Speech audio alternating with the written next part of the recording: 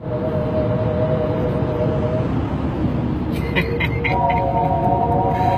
wait till a couple people get on here. Let you guys enjoy some of the sounds of Miss Erykah Badu.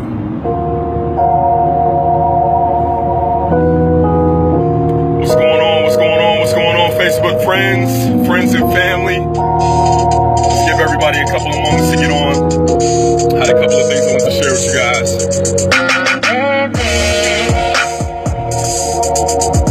What's your phone number? I'm crazy. Let's give everybody a couple of moments to jump in here. Give everybody a little bit of time to jump on. I got a couple of things I want to discuss with you very, very quickly. You think they really want to? If you really want to, no, I'm kind of fast, but What up?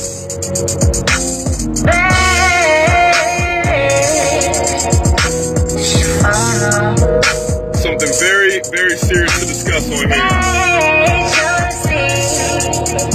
Let's go ahead and get this thing started.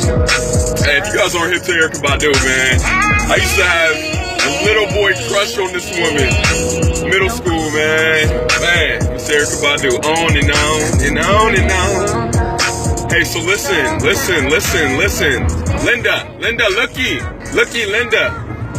Hey, my connection is weak, but hopefully you guys can hear my words okay. I wanted to discuss a couple of things because I've had so much on my mind.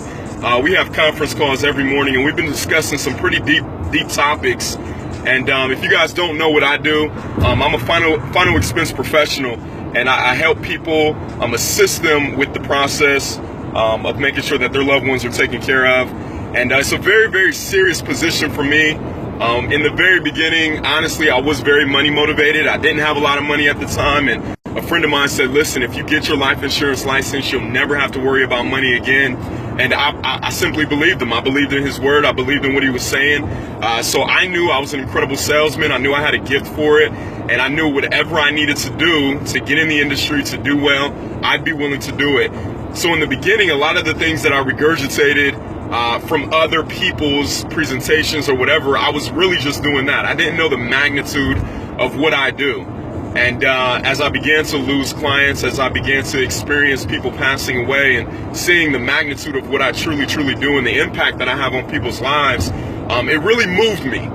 And that's kind of what I'd like to talk about today. I interviewed a young man last night, and he was talking to me a little bit about some of the motivating factors in his life, motivating towards the vision that he has for his life, his magnificent obsession for his future. I had a chance to hear one of my coaches, one of my mentors yesterday, who actually just lost a friend. I have a good friend of mine, a business partner down in Florida, who lost somebody that was very, very near and dear to him. So this isn't a Facebook Live to talk about that, but I do want to ask you a very, very serious question. What are you waiting for? What are you waiting for? Russell Cromwell has a really incredible book out. It's called Acres of Diamonds, and I definitely encourage you to add it to your collection. Make sure you read it. In the book, it talked about an African farmer, and the gentleman had a beautiful home. He started to hear about some other people that were making millions and millions of dollars in the diamond trade, and he said, you know what? I'm going to sell my farm. His farm was already profitable. He was already doing really well. He sold his farm. He took off. He explored all the land, just searching for these diamonds, searching for that instant gratification of getting some money. He never really researched the industry, never did anything. Come to find out that he got so discouraged by the process. He got so he got so lost that one day he just threw himself into a stream and killed himself. Later on, someone took over that farm. There was a stream that flowed through his farm. They found an odd-looking rock, which actually turned out to be a diamond. Due to a little more research, they found out that that man's home was actually sitting on an entire acre of diamonds. All right? Hopefully you understand what I'm saying there. And I may jump around just a little bit because I have had a lot on my mind. The first thing I want to ask you is, what are you currently doing that you're not taking advantage of? All right? What are you currently doing that you're not taking advantage of? I know in my story that the diamond mind is this man's home, but I truly believe that it's not necessarily the opportunity that you're part of. It's not necessarily the company that you're working. The diamond mind is you. So how much time are you spending with you? How much time are you investing back into you? What are you waiting for? All right? Some of the key factors or key ingredients that I hear from a lot of the people that I get a chance to interview, that I get a chance to talk to, that have become extremely successful, is that one time or another they had a ridiculous desire for something to change in their lives. And I think if you're watching me right now, that probably resonates with you. You guys know I talk a lot about entrepreneurship, a lot about building, a lot about mindset, a lot about things like that. So if you're even listening to my words right now, I'm pretty sure that you have a desire that you were looking to go after at some point, or right now that you have a goal, right? So once again, what are you waiting for? Okay, getting back to death.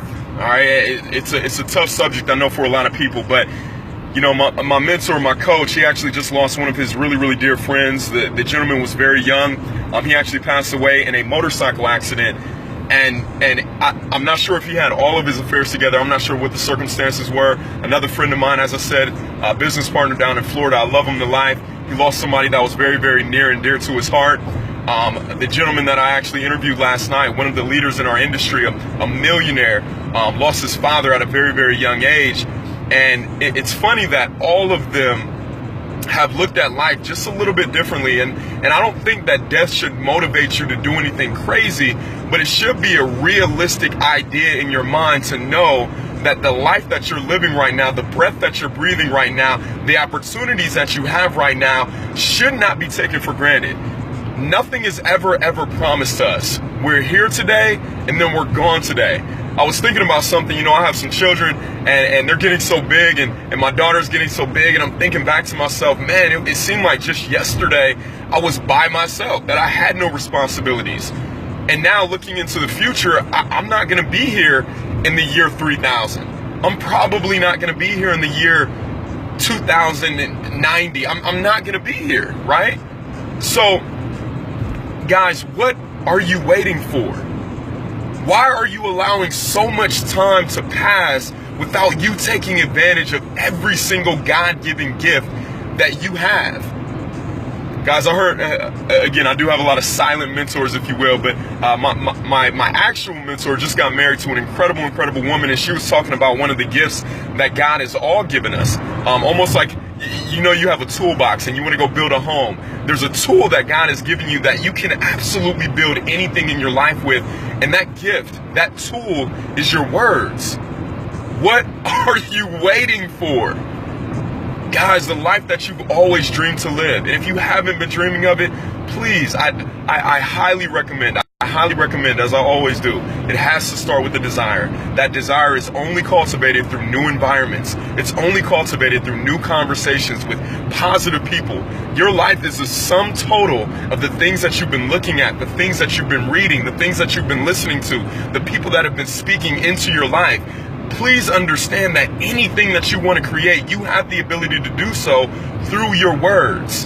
In the beginning was the Word. God is the Word, right? Anything He wanted to create, you look it up in the Bible, right? Basic instructions before leaving earth. Look it up in the Bible. It said every time He created something, His Word went forth. So my belief is, if I'm created in His image, that we have the same abilities. What are you waiting for? Guys, if you're not reading books, if you're not listening to the right information, exactly, Joe. How you guys doing? How you guys doing today? I apologize. How y'all doing? I went on a quick rant, but you're right. Are you living? Are you even living? Or are you just simply existing? I've said it before and I'll say it again. You know, one of the biggest problems, and I hope I don't step on anybody's toes on this phone call, but one of the biggest issues that I had growing up, you guys know I grew up as a Jehovah's Witness, and you know, I used to wonder, I didn't live necessarily in poverty, but I didn't live in the best neighborhood either. But it seemed like everywhere I looked on the corners were churches. churches. Like there's churches, there's different organizations, there's all these places that are teaching the principles of the Bible, but for whatever reason, we're still living in poverty. But then as I grew a little bit older, moved neighborhoods, you know, I went to Westerville schools, had a chance to see, I don't know if you guys are familiar with Highland Lakes, but at a very young age, I saw how other people were living, how my friends were living. And I wasn't living that way, but my mind just played tricks with me because I never understood why there was maybe only 1 or 2 churches in those neighborhoods. You want to know why that is? Here's the secret. Here's the secret. The principles of the word are always true. Okay? The principles, the laws are always true. Here's the issue.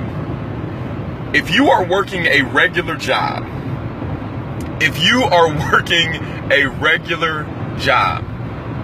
which fortunately or unfortunately, we've all been raised with this mindset, with this way of thought.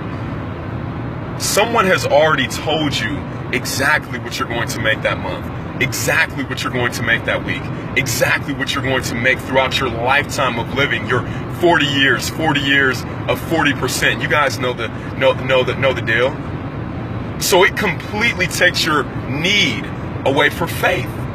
Where's your faith developed? When do you ever have to go out and fight for who you are? Fight for what you believe in. Fight for what you know is true. You are a creator. Day after day after day, your power is continuously being taken away from you. So I want to ask you again, what are you waiting for? You don't have to worry about the how. Please don't worry about the how. Well, Damon, I'm working a regular job right now. How do I possibly create my incredible life? Well, Damon, I have no idea how I'm going to make the amount of money that I really want to make to get that car my wife has been dreaming of for years. Well, Damon, I have incredible children and they deserve the best schools, but I have no idea how I'm going to create the money to do that. Or, you know what, I have this idea, but how in the world am I going to get the funding to create this business idea? Damon, Stop.